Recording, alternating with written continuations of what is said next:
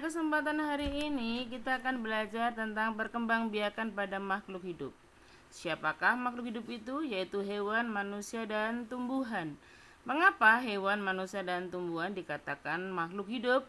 Karena hewan, manusia, dan tumbuhan mempunyai ciri-ciri: 1. Bernapas, 2.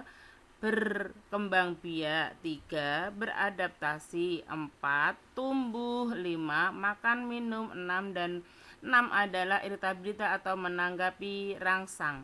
Nah, salah satu ciri tadi adalah berkembang biak.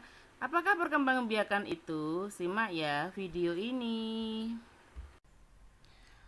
Perkembangbiakan adalah kemampuan makhluk hidup untuk menghasilkan keturunan baru yang sama dengan induknya.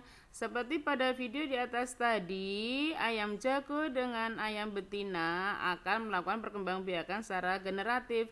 Kemudian induk betina akan bertelur. Telur tersebut akan menghasilkan sebuah individu baru jika sudah dibuahi. Dan induk ayam sama dengan ciri-ciri yang dimiliki oleh anak ayam, maka induk ayam tersebut mengalami perkembangbiakan.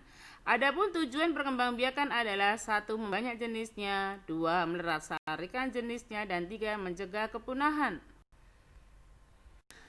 Materi berikutnya yaitu cara perkembangbiakan makhluk hidup itu dibedakan menjadi 2. Yang pertama adalah perkembangbiakan generatif, yang kedua perkembangbiakan vegetatif, di mana perkembangbiakan vegetatif terbagi menjadi 2, yaitu perkembangbiakan vegetatif alami dan yang kedua adalah perkembangbiakan vegetatif buatan. Untuk lebih jelasnya, mari kita simak slide berikutnya.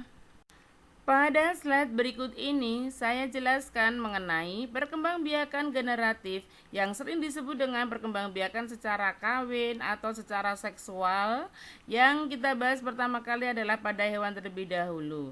Jadi, perkembangbiakan generatif secara kawin atau secara seksual pada hewan diawali dengan peristiwa pembuahan. Apa itu pembuahan? Pembuahan adalah bertemunya sel telur dengan sel sperma.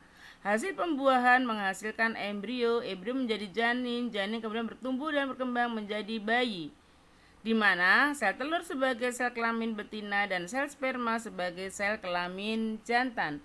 Adapun penghasil sel kelamin betina adalah ovarium, sementara penghasil sel sperma atau sel kelamin jantan adalah tes. Macam perkembangbiakan generatif pada hewan ada 3. Yang pertama adalah vivipar atau melahirkan. Adapun ciri-ciri hewan vivipar adalah 1. Berdaun telinga, 2. Memiliki kelenjar susu, 3. Menyusui, 4. Memiliki rahim, 5. Melahirkan bayi, dan yang keenam adalah hewan yang berambut. Perkembangbiakan generatif pada hewan yang kedua adalah ovipar atau bertelur. Adapun ciri-ciri hewan ovipar atau bertelur adalah 1. Tidak memiliki daun telinga, 2. Tidak berahim, 3. Tidak memiliki kelenjar susu. Yang keempat, tidak menyusui. 5. Tidak melahirkan. 6. Bertelur. 7. Penutup tubuhnya berupa bulu atau sisik. Cara perkembangbiakan generatif pada hewan yang ketiga adalah ovovivipar atau bertelur melahirkan. Adapun ciri-cirinya sebagai berikut. Telur dibuahi dan tumbuh di dalam cangkang telur yang berada di dalam rahim induk betina. Telur keluar sudah berisi bayi. Yang ketiga, penutup tubuh berupa sisik. Perkembangbiakan generatif pada tumbuhan adalah perkembangbiakan yang diawali dengan penyerbukan. Penyerbukan adalah jatuhnya serbuk sari ke kepala putik, di mana serbuk sari berfungsi sebagai sel kelamin jantan dan putik sebagai sel kelamin betina. Hasil penyerbukan menghasilkan biji. Jadi, biji berfungsi sebagai alat perkembangbiakan generatif. Perkembangbiakan generatif pada tumbuhan, saya munculkan salah satu contoh di sini. Bunga mawar mempunyai serbuk sari dan kepala putih, maka bunga mawar dikatakan bunga majemuk. Maka bunga mawar ini penyerbukannya dibantu serangga karena memiliki bau yang harum dan warna yang mencolok. Serangga menghinggapi, maka kaki-kaki serangga dan sayap serangga mengenai putih, maka menempel pada kaki dan sayap. Putih tersebut akan menempel pada bunga lain saat serangga hingga pada bunga yang lain. Maka jatuhlah serbuk sari kepala putih pada bunga lain, terjadilah penyerbukan menghasilkan biji. Biji sebagai alat perkembangbiakan generatif akan tumbuh menjadi individu baru. Maka tanaman mawar tersebut mengalami perkembangbiakan secara generatif. Bagian-bagian bunga terdiri dari 1. Tangkai bunga, 2. Dasar bunga, 3. Bakal biji, 4. Kelopak, 5. Tangkai putih, 6. Kepala sari, 7. Benang sari, 8. Kepala sari, dan 9 adalah mahkota. Bunga yang mempunyai 9 bagian bunga seperti itu disebut dengan bunga lengkap atau bunga sempurna. Bunga pada slide ini contohnya adalah pada bunga sepatu, juga disebut dengan bunga majemuk karena mempunyai 2 sel kelamin yaitu serbuk sari dan kepala putih. Macam-macam penyerbukan berdasarkan asal serbuk sarinya pada bunga dibedakan menjadi 4. 1. Penyerbukan sendiri, 2. Penyerbukan tetangga, 3. Penyerbukan silang, yang keempat penyerbukan bastar.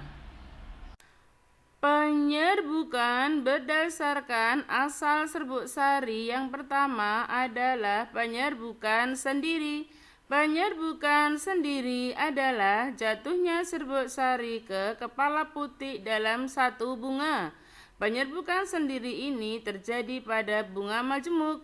Bunga majemuk adalah satu bunga yang memiliki 2 alat kelamin bunga yaitu serbuk sari dan putih, di mana serbuk sari sebagai sel kelamin jantan, putih sebagai sel kelamin betina. Nama lain dari penyerbukan sendiri adalah autogami. Macam penyerbukan berikutnya adalah penyerbukan tetangga.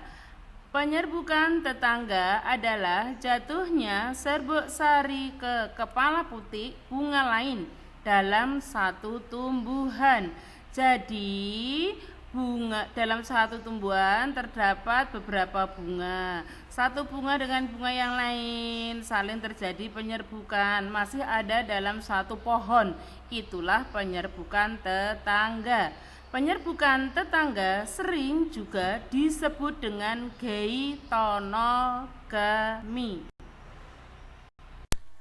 Yang nomor 3 adalah penyerbukan silang.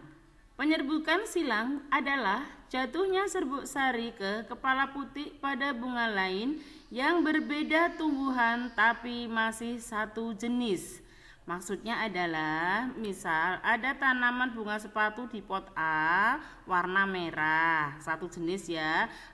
Di pot B juga ada bunga sepatu warna merah yang sama persis dengan pot yang A tadi. Maka keduanya melakukan penyerbukan silang. Penyerbukan silang ini disebut juga dengan alogami. Penyerbukan yang keempat adalah penyerbukan bastar, adalah jatuhnya serbuk sari ke kepala putih bunga lain pada tumbuhan satu jenis tetapi beda varietas. Varietas adalah penampilan yang berbeda pada tanaman, misalnya warna dan bentuk mahkota, bentuk daun, bentuk batang, dan keharuman bunga. Seperti pada gambar pada slide terjadi perbedaan bentuk mahkota, maka terjadi penyerbukan bastar. Penyerbukan pada bunga dapat dibantu oleh 1. Serangga. Tanaman yang penyerbukan dibantu serangga mempunyai mahkota warna menarik atau mencolok, seperti bunga mawar, bunga sepatu, bunga bougainville, dan bunga melati, serta lain-lainnya. Ciri bunga yang penyerbukan dibantu serangga adalah 1. Mahkota besar. 2. Warna mahkota mencolok atau menarik. 3. Bau khas. 4. Serbuk sari lengket. 5. Menghasilkan nektar. Penyerbukan yang dibantu dengan perantara angin, salah satu contohnya adalah jagung. Jagung mempunyai serbuk sari dan kepala putih yang letaknya sangat jauh, seperti contoh pada gambar, yaitu A serbuk sari, B kepala putih. Maka dibantu dengan angin agar bergoyang sehingga serbuk sari akan jatuh bertebaran dan menempel pada serbuk sari tanaman lain. Ciri bunga yang penyerbukannya dibantu angin adalah 1. Tidak memiliki mahkota atau mahkota bunga kecil. 2. Tidak menghasilkan nektar. 3. Tidak berbau harum atau bau khas. 4. Kepala putih besar. 5. Tangkai putih panjang menjulang keluar. 6. Serbuk sari kecil, banyak, dan ringan. 7. Hidup bergerombol atau berumpun. Bunga yang penyerbukannya dibantu manusia. Ciri-cirinya: 1. Serbuk sari lengket di kepala sari. 2. Letak serbuk sari tersembunyi. Untuk itu, bertemunya serbuk sari ke kepala putih harus dibantu oleh manusia. Contohnya anggrek, vanili, dan salak. Nah, selesai sudah kita belajar tentang perkembangbiakan secara generatif pada tumbuhan dan hewan. Pelajarilah slide yang ada di atas dengan baik, dengan cara diputar berulang, yang penting dicatat. Kemudian bisa latihan soal-soal yang terkait untuk menguji tingkat pemahaman pada materi tersebut. Selamat belajar ya.